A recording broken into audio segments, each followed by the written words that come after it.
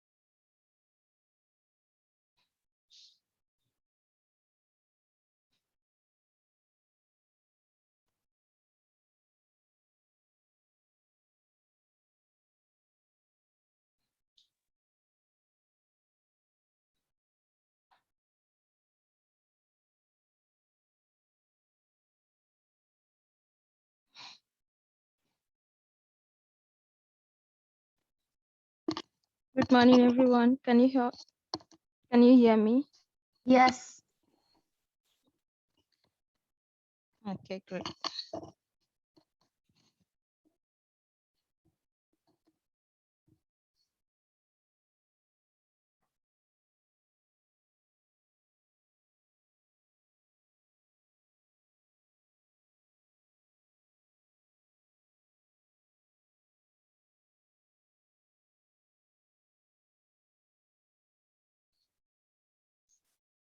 Okay.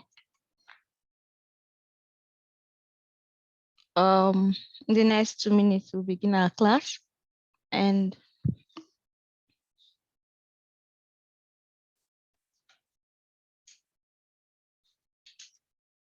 I just want to quickly say that from the second assignment, we'll be turning it in person so that I can, because it's difficult to, not so difficult, but I like to print it out and mark them, okay? So it will be easier for me to get the hard copies and mark, okay?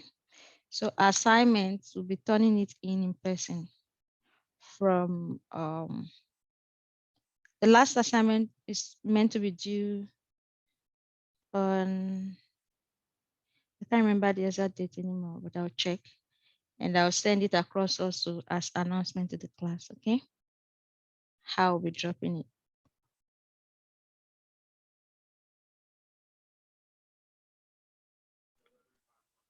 I have a Okay. question. Yep. For the lab today, are we supposed to only hand in the lab report for the brass bar volume and density? Yeah. Last class I said we should do the write-up for the brass bar. Then, in that lab template, the report template, you have the write-up from 1 to 5. You write some things about the brass bar. Then the results, you present both the result of the brass bar and the error measurements. Okay. Then you continue your write-up on the brass bar alone. So under the results section, you have the table and the calculations you made. Then you proceed to talk only about the brass bar till the end. All right. Okay, but do we have to hand in the foam random motion No, lab? just the result tables, and it will be presented with the brass bar under results. Okay. Okay. And you hand it in person in the lab. I believe we all know our partner lab group. If you're in group 1, 2, 3, because in the lab today, you just have to locate the table with your group number. If you're in number 1, just go to the table 1, the table with the number 1, and so on. Okay, we'll talk about that at the end of the class. Okay. All right. So today we want to talk about acceleration. We have seen acceleration in our previous classes, and we've seen different type of acceleration. What I mean by different types, I mean acceleration on the regular motion on a plane. We've seen acceleration that is under the influence of gravity. Or today we want to look at acceleration on an incline. Okay, that is the typical kind of acceleration you see when a vehicle is taking a ramp, whether it's going up or down the hill. Okay, so this kind of acceleration is also unique, and the unique thing about it is we adopt this kind of acceleration in describing two-dimensional motion. When we say each time we use the word two-dimensional motion, it means a motion that can actually be described in two planes, that is X and Y plane. All right. So we'll have an example before us. Let's say we have a crate that is placed on an inclined plane at angle of inclination theta. The figure B is the velocity representation, that is like a motion diagram representation for the crate that is taking this inclined path.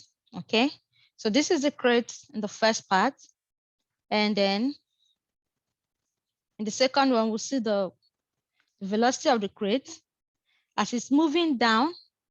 You see the velocity increasing as we see the arrows representing the vector, velocity vector getting longer, showing you that it is increasing. All right. Now the acceleration is facing the same direction as the velocity vector. And we said in our last class, when we have the acceleration and velocity vector facing the same direction, it means what? It means that object is speeding up. Okay. So we can see in this kind of motion that the object is speeding up as it's going down the inclined surface. Okay. So The value for acceleration along this path is given as acceleration equals to plus or minus. We know what our G is. Our magnitude for acceleration under the influence of gravity. Okay, so when we say plus or minus, we should know that the plus and the minus is describing direction, not the value G. All right, plus or minus sine theta. The sine theta, you know, the usual opposite of a hypotenuse thing. Okay, so using trig, that was how we got this. Now, this formula is very important in analyzing acceleration on an inclined plane. So you should keep this in mind. Okay. Now, this description is because we focused on describing the inclined surface as the S direction. So if we look at the figure C, we describe the inclined surface as the X direction. The Y is always in the perpendicular direction to the X. Okay, so our Y will go this way. So we'll have X and we'll have Y. That is why we use this AS, acceleration describing acceleration of objects on S plane. Okay, so to get the acceleration, because we just use the direction and a vector in the diagram B, but see, we are breaking it down using our understanding of resolution of vector, like we saw in the last class. We know that velocity is a vector. Acceleration also is a vector. Vectors are quantities with magnitude and direction. Okay, so, and we said in our introduction last class that we are going to be using resolution of vectors to describe different resolution of vectors to describe different type of vector like displacement, velocity, and acceleration. Those are the common vectors we'll interact with in our discourse under this subject. Okay, so we have established here that the acceleration is pointing downward, is pointing towards the positive direction. So if we make, let's picture that, imagine that this incline can just disappear. What will happen to this object? It's going to fall straight to the ground. The force of gravity will pull it downward, and it will experience what we saw in our last class, which is the acceleration of free fall. Okay, which will come under the influence of G. Okay, so if we do that, we'll know that it's going to go straight down.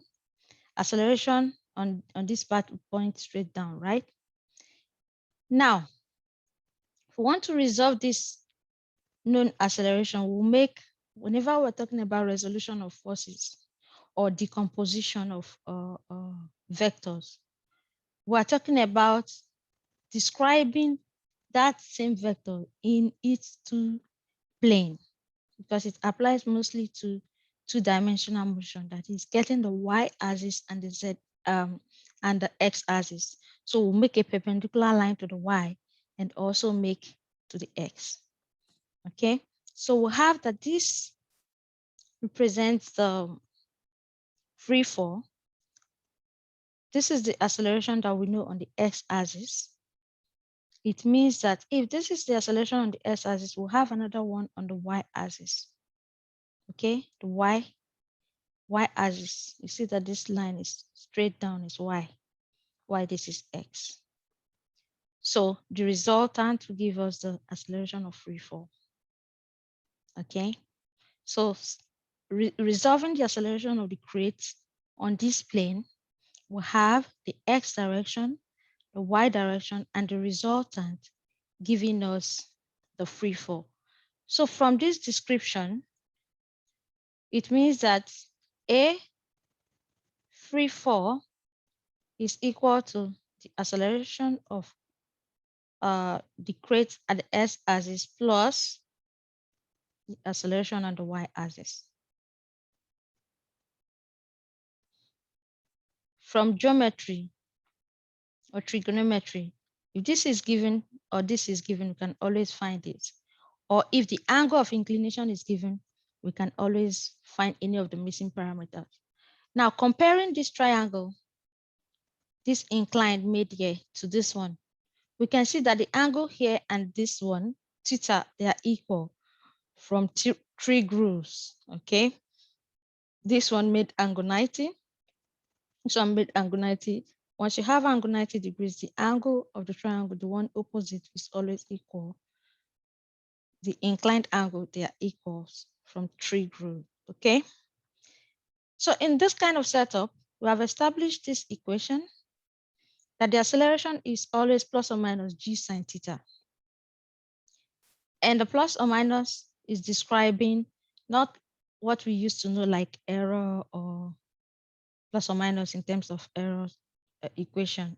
Plus or minus in terms of it can be positive direction when it's positive acceleration like the picture we are seeing now. And when it is negative, which we will see later in one of the examples we will take in the class. Okay, so what should be the take home on acceleration on inclined plane? What you should keep in mind is the acceleration on inclined plane is described as acceleration equals to plus or minus g sine theta. And the plus or minus is described based on the side that the incline is tilting towards, okay? Meaning if we tilt this one to the other side, remember, in this case, when we say tilt towards, we're saying the same thing about using the signs of acceleration, the signs of velocity, as we have seen in our previous classes, okay? Can everyone hear me? Yep. Okay, great. Yep. And so let's quickly see example. Today's class is a short one. We're just going to see a few examples, then we'll be done. Let's take an example of a skiast that starts from a rest, then accelerates down. It accelerates down a stretch of the mount with a reasonable constant slope. Remember, keep in mind that anywhere you see the velocity time graph or displacement time graph, what the slope will give to you. For displacement time graph, the slope will be what? The velocity. For velocity time graph, the slope will be acceleration. This will be emphasized in the lab today. Okay, so the understanding of what you have done in class will be applied today in lab. All right. So this skier start at rest, then accelerated down a stretch of the mountain with a reasonable constant slope, aiming for the highest possible speed at the end of the run, okay? So during the acceleration phase, the skier traveled a total of 360 meters, while dropping on the vertical distance of 170 meters. The question is, what is the fastest speed of the skier? What is the fastest speed a skier would achieve at the end of this run? Okay, so describing or picturing, making a motion diagram of this description in the question is what we have here, right? So we said the skier covered the distance. It traveled 360 meters while dropping on the vertical axis distance for 170 meters. So this is the vertical, which is 170, which will tell us the height of the incline or the slope or ramp. Then it covered from 0 to the final position, which is the slope, 360.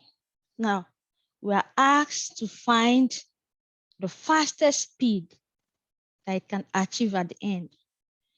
So looking at the inclination and the acceleration using the vector representation of the arrow and the dots, modeling and the vector representation, yes. We can see that the acceleration is in the same direction as the velocity vector, which automatically tells you this is speeding up, okay? Without looking at the description in the question, you know that from this picture, it is speeding up. This one is given, this is given, the angle of inclination was not mentioned in the question, okay? So if we have these two, we can actually look for the final speed, which is the fastest speed that we're looking for as said in the question, okay? So the first thing we did was to bring our equation that describes the acceleration of an object on an incline. We have been able to point out where the part that is 360 and the part that is 170. So we use trigonometry to find the angle. So using trig to find this angle, sine theta is what? Opposite over hypotenuse. Our opposite is given as 170. The hypotenuse is given as 360. So if you resolve that using your calculator, you see that the angle of inclination is 28 degrees. And this equation is simply this, okay? So applying this equation and staying with the positive sign, because first the direction is on the positive, which is towards the right. That is the slope is a positive slope. Sorry, the slope is not a positive slope. Positive slopes are like this. I'm talking about direction of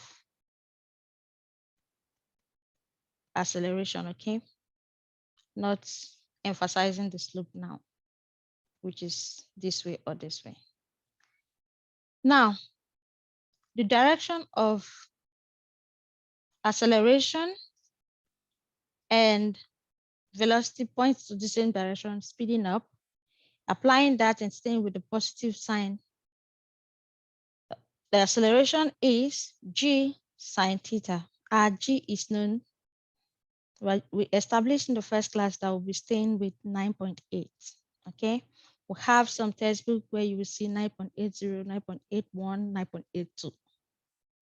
But we'll be staying with 9.8 as our acceleration due to gravity or free fall acceleration.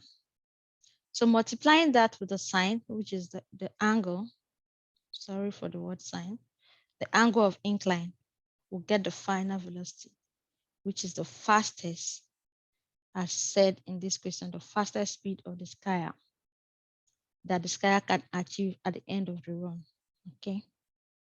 So we see that it is a straightforward application. First, for solving problems with incline, you know you're using this formula. It comes in either way, whether you're looking for the acceleration or the angle of inclination, because those are the information you will need in resolving the problem associated with inclination, okay? So we applied that formula to get this, and then using our understanding of trig to get that. So we got the acceleration as 4.6 meters per second squared. And we're asked to look for the fastest velocity. What we did was to adapt the kinematic equation. Remember, who can tell me where we saw this equation for the first time? If you have done your assignment, you know where this equation is coming from. This is the equation you are going to derive in your assignment. And this equation is the equation that relates the velocity. You have not completed it on constant acceleration motion, okay? So it relates displacement and velocity when we are discussing motion under constant acceleration. We have so many other equations that relate velocity and acceleration, but this is unique to motion under constant acceleration. Now, this motion is under constant acceleration. Acceleration is increasing till the sky gets to a stop. Okay. So we adopted that equation, having known acceleration, and we know the distance. We want to get the final, which is final and fastest velocity that that sky can achieve. All right. Initial velocity is started at 0.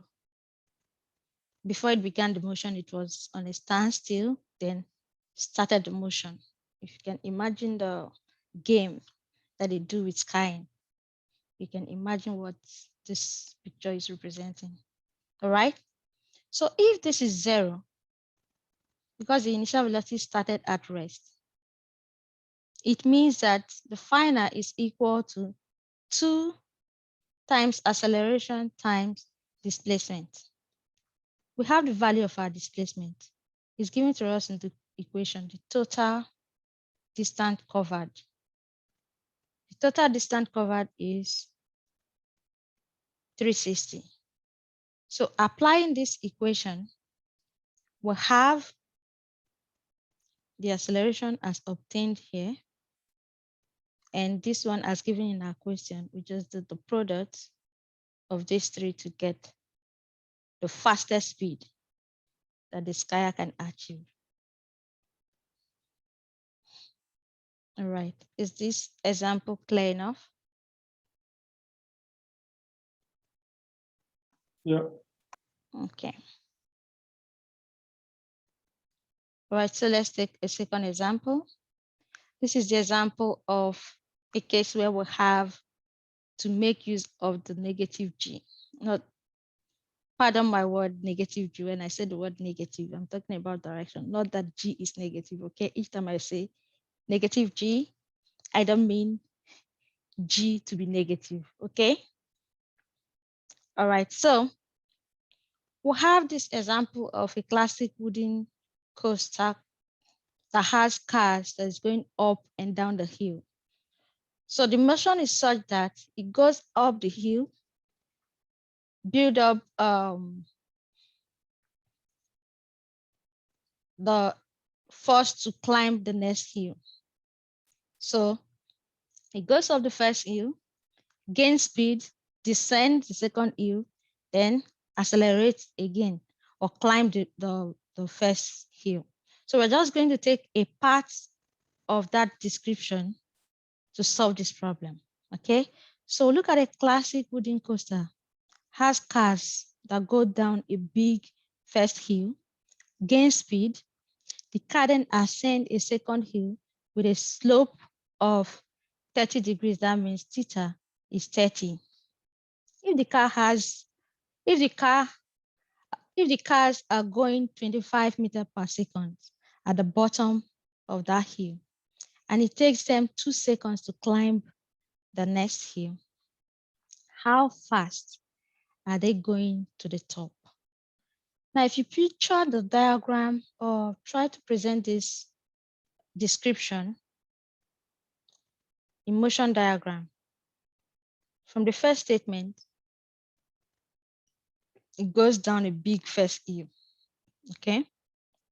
Then gain speed to take the next ascension to the next hill. And the inclination is 30. We can see that when it goes down the hill, it gains speed, and as it's climbing the hill, it's gradually slowing down till it gets to the top of the hill. Then the speed gain, we used to descend and make another ascension. So we see in the vector representation that the acceleration is pointing in the opposite direction to the velocity vector. This directional representation tells us something. that the motion is slowing down. We said when the signs are pointing in the same direction, motion is speeding up. When they are in opposite, it is slowing down. Okay, so our acceleration is going this way down to the negative sign, but the velocity is also going to the positive. Okay, so we use the negative g to describe it because what we are describing is acceleration. Our focus is not really on the velocity, even when our question says things about velocity. The formula we are applying, our focus is on acceleration. All right, so we'll have the cars going the acceleration in the opposite direction and the velocity speeding up from the bottom of the hill as they ascend the incline to the top. It gets slower. Okay, so this is just to itemize the parameters given in the question. It starts from a rest, 0. This is the speed given at time, then initial time is 0, then the second final time is 2 seconds, angle of inclination given, and we're looking for the final velocity. All right. So we'll take it the same way we did the first example. But when we wanted to adopt the equation of velocity to use, because of the information or parameter given, remember when we talked about the kinematic equation, I told you to take note of those 3 equations. And because I want you to take note of the equations so that it will stay in your mind, we have one assignment to derive the 3. That is using the other 2 to derive the relationship, okay? Which is a very simple assignment. I expect everybody must have done that. Okay, so we adopted a different equation, which is the second equation we saw, the equation that describes the velocity of objects under constant acceleration. Now, the reason why we adopted this was because of the parameter time that was given to us. Okay, so we have established the direction. We applied this g sine theta.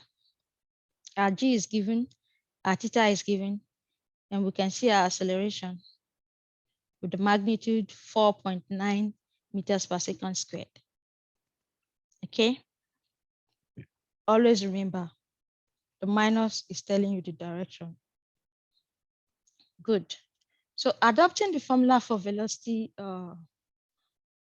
equation of velocity for motion under constant acceleration,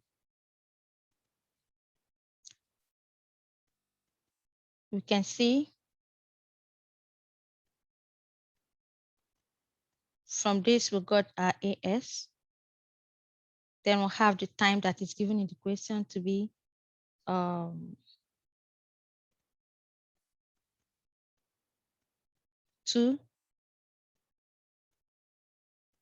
The initial velocity also given in the question.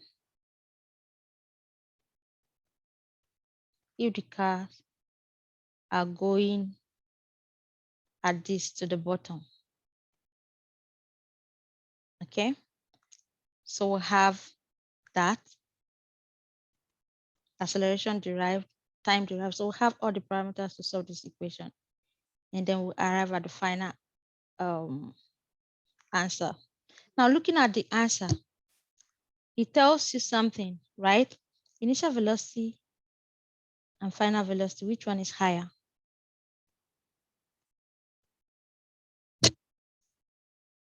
I'm expecting a response. Initial velocity. Yes, so that tells you, remember when we discussed the strategy of solving problems, sometimes when you obtain your final answers, it tells you if it is realistic or not. The motion described says it is, the V is reducing, right? You can see that when we solved it out with the final answer, we can also establish the fact that it was reducing because it's going up the hill. Okay, so that's one way to picture your solution. Once you get it, you can see if it's realistic or not. Because I guess it also makes sense because it's a negative acceleration, so it should be slowing down, you'd It think. should be slowing down, exactly. Okay, so we've seen two examples of how we can apply the positive and the negative part to G. Okay, so A plus or minus G has been applied. So let's quickly advance to the description of two-dimensional motion. We have always been describing two-dimensional motion, but what do we want to emphasize here? We want to emphasize that in describing the velocity like we used to know, the velocity vector and the acceleration vector, when it comes to two-dimensional motion, we just adopt the same idea because the definition of velocity is never going to change from the displacement over time, and the definition of acceleration won't change from the change in velocity, rate of change in velocity. Okay, so those are the ideas we use to understand better complex cases of two-dimensional motion. Now, why did we use the word complex cases? Two-dimensional motion is not simply because the first, I know when we try to imagine it, we are saying, okay, is the object going in two ways? How can an object be going in two directions? No. As an object is making the motion, it can actually be described in the vertical and horizontal axis displacement at the same time. Okay, so if you think of the most common two-dimensional motion, which is the projectile motion of an object taking a curved path. Okay, you can see that that object can actually be described as it's moving. You can have the vertical dimension to it and the horizontal as seen in our resolution of vectors. Okay, so when resolving vectors, sometimes if we're doing resolution of vector for, because that's the question that should come to mind, can resolution of vector be done for one-dimensional motion? Yes. It simply tells you that one of the vector sign will be 0. And we have seen examples of such cases where we resolved a vector line that was exactly on S axis and the Y part was 0. Okay, but for two-dimensional motion, most cases, we don't have the 0 part to either of the resolution. Okay, so an object undergoes two-dimensional motion. Its displacement, velocity, and acceleration vector all change at different point in that motion. Let's take an example of what the two images that is before us today. The displacement, this one, A is for the displacement, and B is for the velocity description. We're used to this by now. All right. Displacement and velocity often take the same direction. Okay. So when we describe one-dimensional motion, we just use the straight description from the displacement as changing displacement over time, changing time, which is broken down to mean the final minus the initial over change in time. But for the same definition of velocity vector under the case of two or more dimensional motion, we present it this way, emphasizing that they are the same direction, okay, as the velocity and displacement having the same direction, okay? Remember, in the description of vector, direction is always important. All right. So let's see one example of such a motion. We've seen example of motion in inclined plane. We want to see example of motion for two-dimension or two-dimensional motion, that is description of motion taking a curved path. Okay. So let's see this kayaker's paddle. We see this man paddled down the hill, following the motion of water down. Okay. So the example says, a kayaker paddles off the edge of a waterfall, arcing down to the water below. The partial motion diagram is what we show on this side. Okay. And we can see that its position at 1 second interval is represented at 1 second intervals. Okay. We want to estimate the kayaker's velocity during the time interval from t 0.5 seconds to t 0.6 seconds.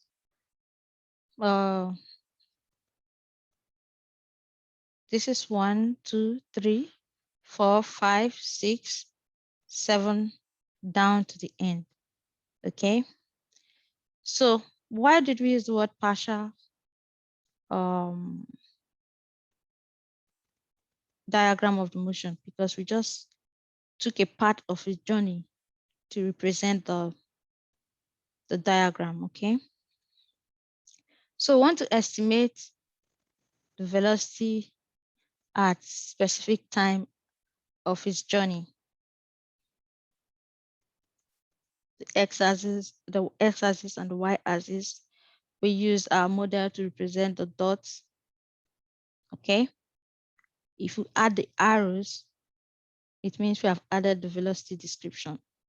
For now, this is just the motion diagram representation using model. All right.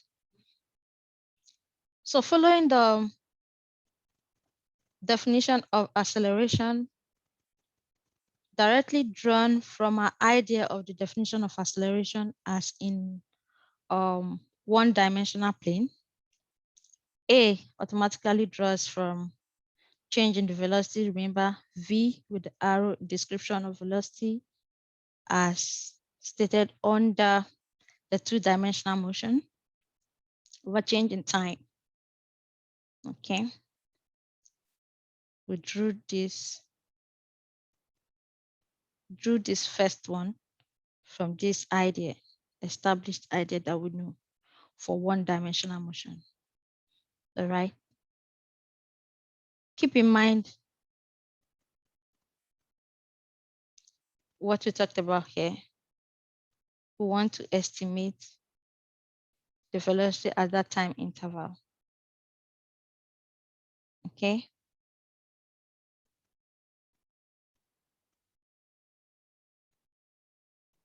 Yep. All right. So this equation and the other equation represent the equation. This represent for acceleration and the other one for the velocity. It is not different when we're applying them in problems. All right. We also apply them the same way, the same concept. The only thing is we adopt the established formulas under the kinematic equation for motions. All right. So first, before we go further to explaining this, what are the tactics we employ in looking for acceleration of the curved path? Remember, this one is telling you it's a curved path. We can actually look for the acceleration. To look for the direction of acceleration, we use these simple tactics. When we say acceleration vector, we're talking about the direction of acceleration. What direction is acceleration pointing towards? It's easy to tell you the direction of acceleration vector when the motion is on a plane, that is, the motion is on a straight line, you can see automatically if the motion is descending or ascending, then you'll be able to point the direction of acceleration from the least to the greatest, right? Regardless of direction of the velocity vector. Now, if you're taking a curve and you're not able to describe it with from the least to the greatest, because sometimes it's going to be having the same velocity value, but taking a curve, okay? So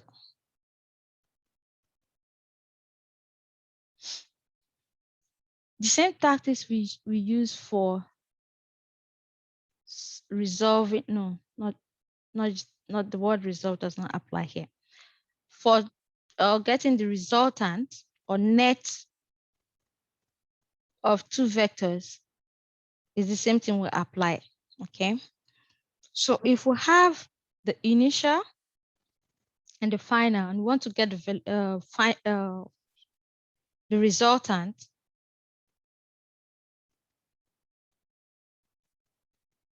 if you're adding this plus this, the resultant will be this. But for change in velocity, it is actually what? Final minus initial, right? So we'll take our final minus initial. This is initial. When you reverse this, you get the negative part for this, right? You reverse it. And when it's reversed, it cannot stay on this side. Remember your head to tail rule, okay? So when we reverse this, that is to get our minus V, we have to place it here. So our resultant vector will be on this line, pointing tail to head, okay? So we see that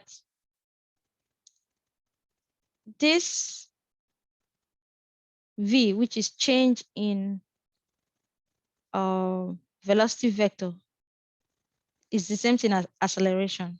So we'll have, whenever you draw the diagram of curve path, the acceleration tends to point inward, okay, for the two, because it will always be change in V.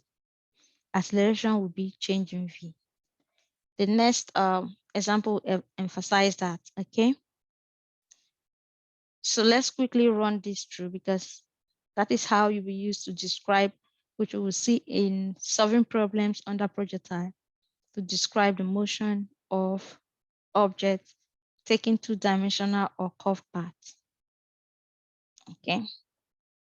So instead of us to just say, okay, whenever you have 2 points, just make straight line across to give you the acceleration using the, if you complete this parallelogram, you automatically get the direction, right? That's the quickest way to know the direction.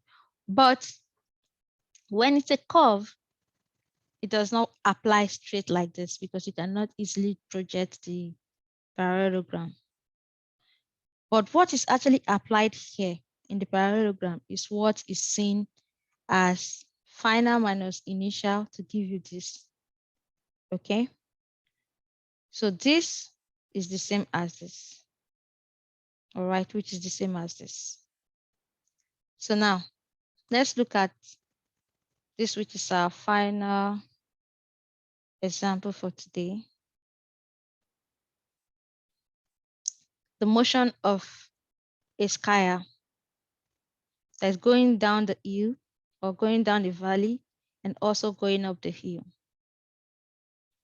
The question is, we should draw the complete motion diagram for this skier. Okay, a skier skies down a long straight hill through a short valley and then up a hill on the other side. How do we describe this one, the motion diagram for this? Now, the emphasis on this question is to find the direction of our acceleration on a curved path. Okay. In this kind of motion, we can see when it was descending the hill, it's on a straight or one plane, one-dimensional motion. But as it's taking the curve down the valley, it is a two-dimensional motion. Then it became one-dimensional. That is why we can use the motion of a car taking a curved path to explain two-dimensional motion. When the car was on a straight path, it was one-dimensional. As it's taking the curve, taking that bend, we can describe that kind of motion on that curve in two different dimensions. Okay. So you see that when we say two-dimensional motion, we're not just referring to, okay, one motion taking two parts, this part and this part. We are emphasizing the description of that motion. How can we describe the acceleration and the velocity vectors displacement of that motion? Okay. So we can see how this applies from our chapter 1. The first thing we saw was type of motion. We saw rotational, straight, and motion taking a curved path. All right. So it was easy to see the part of the acceleration vector here. For the straight one-dimensional part, it's easy to see, to say, okay, this is the direction of acceleration. It's speeding up as it's coming down, moving up at the same speed that it transits through the valley up, and as it's going up, it's slowing down. So the acceleration when it was going uphill was in opposite direction, which gives you the negative, and then this is the positive. And then analyzing the motion of acceleration on the curved path. How did you do that? We applied the same tactics we saw here. Okay. So if you pick this and this, pick this as the initial, pick this as the final. To get your acceleration, it's what? Initial minus final, which is change in velocity. It means that if we pick this as the final, to get the change in velocity, we'll have to reverse this, right? So that is what we extrapolated out here. This is the final. This is the initial. Reversing this to be minus V, it becomes this way. And we'll move it to join this head to tail rule, okay? So we'll see that this arrow is now our change in V, which is acceleration. So we drew our acceleration direction to be this way, okay? If we do the same for this that was final to this is initial to this one. You get this direction. So we notice that on the curve, the direction of acceleration is pointing inward. And we will also see this when we look at the last lecture for this chapter, the motion, the circular motion, which is like taking a curved path round, and we see the acceleration coming to the middle. And that will describe a force that we'll see in chapter 6, okay? The centripetal force and all that. It's the same idea that we'll keep applying. Each topic will build on the previous, okay? So this tactic is the way we use to establish the fact that acceleration for a curved path will point inwards, okay? So using that idea, if this is the acceleration of a car, which of these would be which car could possibly have the acceleration with this arrow? Is it A, B, C, D? I'm expecting a response. Okay. Okay. We all agree it's A. Okay. Yes. The acceleration here will point this way, to point this way. This is for a straight plane. It will be either this way or this way if we have other velocity vector to describe it. All right. So let's quickly see. Some of you have other classes, right? Or C could have it too if it's breaking.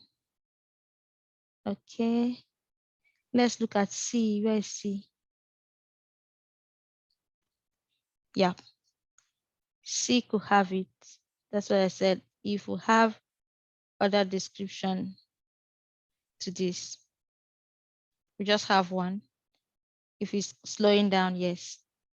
If it's speeding up, okay.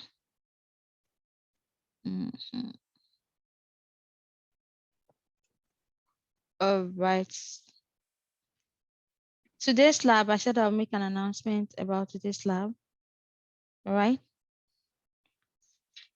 For today's lab, we're going to be following it this way. Anytime we have lab, we'll hand in the previous, okay? I think that's the best way to hand in the lab in person, because there's no other way. But if, is that okay by all of us? Sounds good. Yep. Yes. Yeah. Whenever I'll have lab, we'll hand in the previous one. So today's lab will be handed in by next lab, okay? I believe that this lab will not have as much question as the previous because we did 2 experiments in the previous one. For this, we'll have a sample of how you report it. And I said in the lab today, I uploaded the document telling you your group number. I numbered the group 1 to 13, your partner's name. So when we get to the lab today, I'll be numbering the tables. If you're number 1, you go to the table 1, table with number 1. Number 2, go to the table with number 2. So as you're coming in, just go to your table. I have your names and I'll come to your table to take your attendance. I only have one person that has been excused for today's lab. Okay. Do we all have the material for the lab? Yeah. Okay. So you come with a form of the copy of that material, either printed out or on your devices. Okay. Do we have any question about this lab?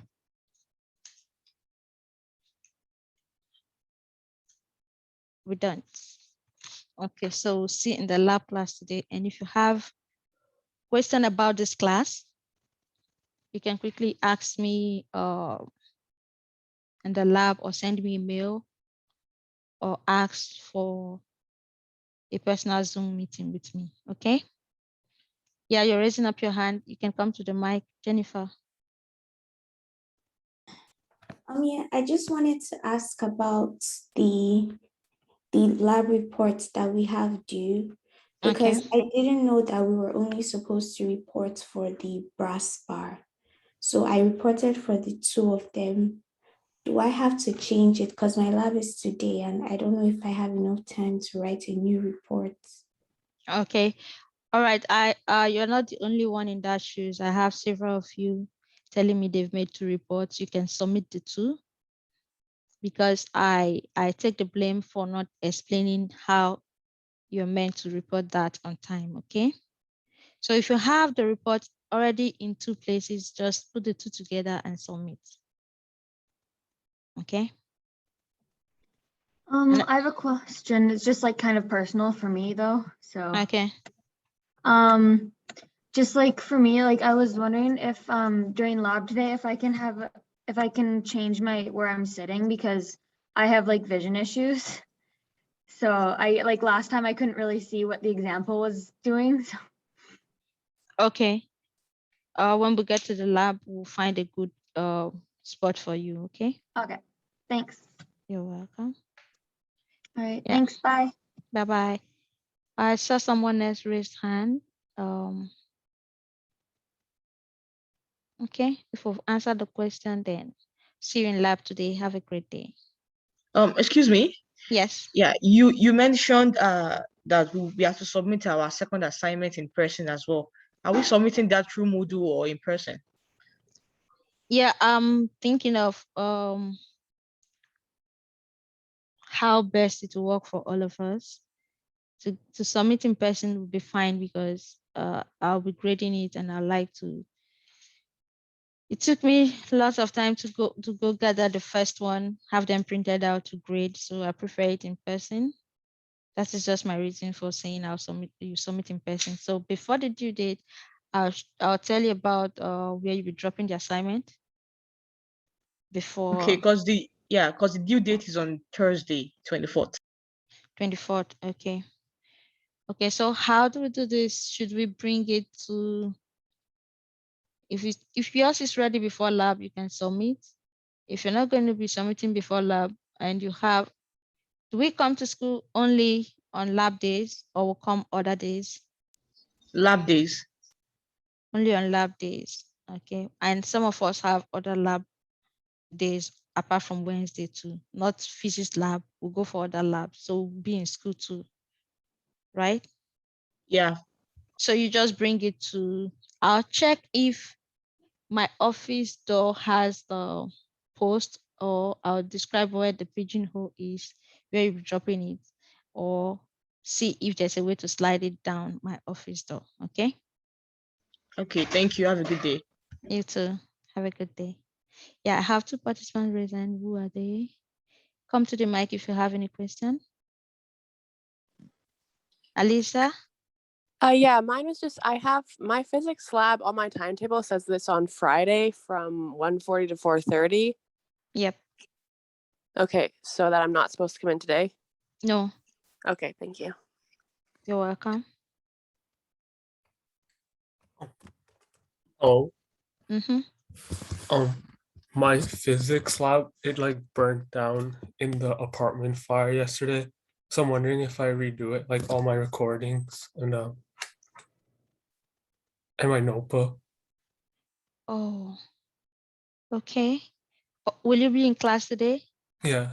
Okay, we'll see in class to talk about it, okay? Okay. Thank you. You're welcome. Have a great day. Bye-bye.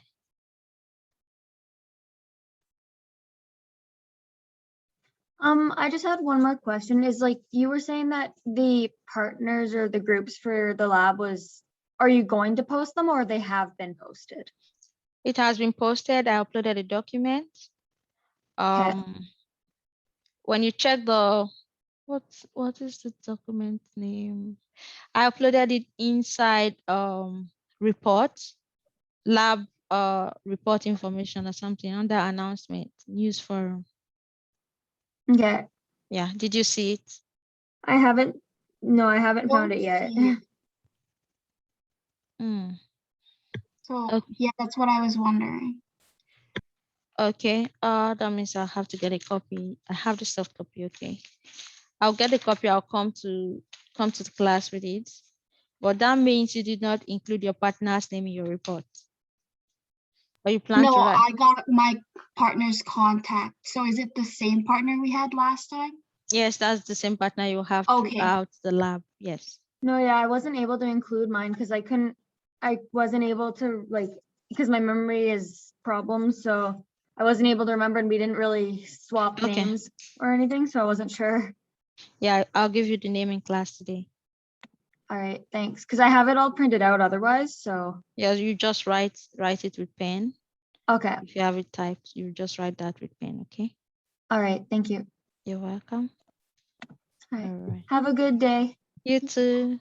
Have a good See you Bye-bye. day. later. Thank you. Yeah.